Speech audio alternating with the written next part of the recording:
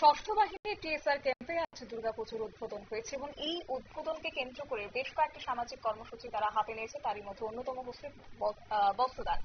অবশ্য ষষ্ঠ বাহিনী এই টিএসআর ক্যাম্পে দুর্গাপুজোর উদ্বোধনকে কেন্দ্র করে সেখানে উপস্থিত হয়েছেন টিএসআর আইজি কেটি মারাক, সঙ্গে খোয়াই জেলা শাসক রজত পান্ত, খোয়াই জেলা police super Ranaditya Das, commandant Shankar Debnath সহ আরো অন্যান্যরা। সংশ্লিষ্টের পক্ষ থেকে কি জানানো হয়েছে এদিন শুনুন। পুজো প্যান্ডেল দেখলাম। পুজো প্যান্ডেল আপনারা দেখেছেন নিশ্চয়।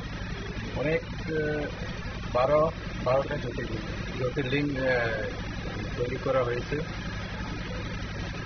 এইসবগুলি আমাদের টিএসআর জওয়ানিং করেছে, খুব সুন্দর করেছে, খুব পরিশ্রম করেছে। এটা ভেরি ইউনিক থিম। এই প্রথম দেখলাম একটা দুর্গাপূজা, একটা ইউনিক থিম। খুব ভালো লাগলো, আমার খুশিও লাগলো। আর আমার সাথে আমাদের ডিএম খোয়াই আছেন এবং এসপি খোয়াই আছেন এবং অন্য সিনিয়র পুলিশ অফিসারও আছেন। আমরা এটা দেখে আমরা খুব খুশি হয়েছি। স্যার, সমাজের জন্য কি বার্তা দিবেন? সমাজের জন্য সমাজ এখানে অনেক কিছু আছে। আমাদের কিছু পোস্টারও আছে, say no to drugs, say no to alcohol. এটার মেসেজও আছে, আপনারা যদি দেখে থাকেন।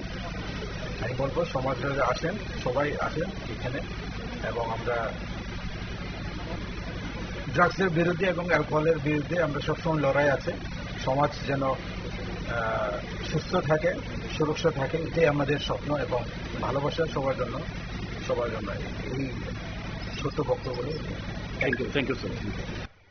আপনারা শুনলেন ওনার বক্তব্য। এবং এবছর এই পুজো সবটাই টিএসআর জওয়ানদের দ্বারা পরিচালিত হচ্ছে। সঙ্গে আজকে সামাজিক কর্মসূচি 30 জন দুস্থদের মধ্যে বস্ত্র বিতরণ করা হয় এবং অতিথিরা পুজো প্যান্ডেল ঘুরে দেখেন এদিন। সংবাদ আপাতত এই পর্যন্তই। পরবর্তী আপডেটের জন্য চোখ রাখুন শুধুমাত্র নিউজ বাংলার পর্দায়। নমস্কার।